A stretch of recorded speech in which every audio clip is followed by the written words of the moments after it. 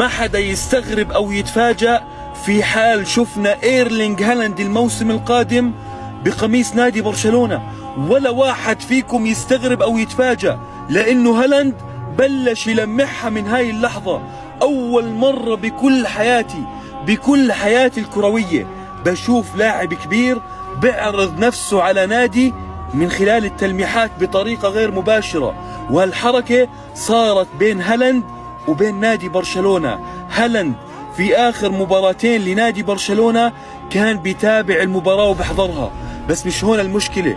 المشكلة الكبرى إنه هالاند في مباراة برشلونة وإنتر ميلان صور لقطة من المباراة على لامين يامال وحكى يا له من لاعب مذهل، وكأنه قاعد بلمح إنه أنا إيرلينغ هالاند جاهز لألعب مع نادي برشلونة. وما حدا فيكم يستغرب إذا شفنا الموسم القادم إيرلينغ هالاند بقميص نادي برشلونة. يخرب بيت الجنون، هالاند، لامين يامال، رافينيا، بيدري، ديونج، يخرب بيت هجوم برشلونة كيف راح يكون؟ يا رجل مستحيل.